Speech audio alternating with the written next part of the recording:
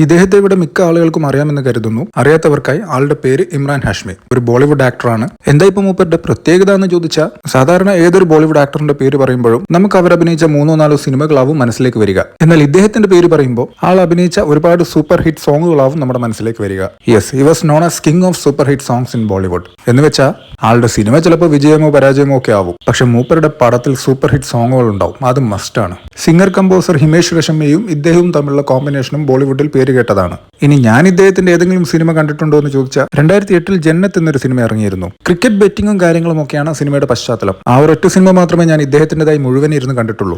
ഇനി ടൈറ്റിലിൽ കൊടുത്തിരിക്കുന്ന വീഡിയോ ഗെയിമിനെ പറ്റി. പണ്ട് കുട്ടിക്കാലത്ത് ഒരു അവധി ദിവസം അല്ലെങ്കിൽ സമ്മർ വെക്കേഷൻ മുഴുവനും ഒരു ഫിക്സഡ് പ്ലാൻ ഉണ്ടായിരുന്നു എനിക്ക്. അതായത് രാവിലെ എഴുന്നേറ്റ് തൊട്ടടുത്ത ഗ്രൗണ്ടിൽ ക്രിക്കറ്റ് കളിക്കാൻ പോകും. ഗ്രൗണ്ട് എന്ന് പറയുമ്പോൾ ഒരു കണ്ടം. അത് കഴിഞ്ഞ് ഉച്ചയ്ക്ക് വന്ന് ചോറ് കഴിക്കും. വീണ്ടും നേരെ തിരിച്ച് ഗ്രൗണ്ടിലേക്ക്. ഇരുട്ട് വീണ് ബോൾ കാണാൻ പറ്റുന്നില്ല എന്നുള്ള അവസ്ഥയാകുമ്പോൾ തിരിച്ച് വീട്ടിലേക്ക് വരും. കുളിച്ച് ചായ കുടിച്ച് നേരെ കമ്പ്യൂട്ടറിന്റെ മുന്നിലേക്ക് പോയിരിക്കും. എന്നിട്ട് അവിടെ കുറച്ച് വീഡിയോ ഗെയിംസ് കളിക്കും. അന്ന് പ്രധാനമായും കളിച്ചിരുന്നത് Need for Speed Most Wanted, Midnight Club, Midtown Madness, Road Rash, GTA Liberty City, Vice City, പിന്നെ സ്പോർട്സ് ഗെയിമിന്റെ കൂട്ടത്തിൽ FIFA 98ഉം EA ക്രിക്കറ്റ് 2007ഉം. സോ ഈ ഗെയിമൊക്കെ മാറി മാറി കളിക്കുന്നതിനിടയിൽ ഞാൻ സ്ഥിരമായി ചെയ്യുന്ന ഒരു കാര്യമുണ്ട്. ഗെയിമിന്റെ ഓഡിയോ ഓഫ് ചെയ്തിടും. ശേഷം കമ്പ്യൂട്ടറിൽ ഇദ്ദേഹത്തിന്റെ പാട്ടുകൾക്കായി ഒരു ഫോൾഡർ ഉണ്ട്. അതിൽ ഓൾ സെലക്ട് ചെയ്ത് പ്ലേ കൊടുത്തിട്ട് നേരെ തിരിച്ച് ഗെയിമിലേക്ക് കയറും. സോ ബൈക്ക് റേസോ കാർ റേസോ ആവട്ടെ, ഇദ്ദേഹത്തിന്റെ പാട്ടുകൾ ബാക്ക്ഗ്രൗണ്ടിലിട്ട് കളിക്കാൻ തന്നെ ഒരു ആവേശമായിരുന്നു.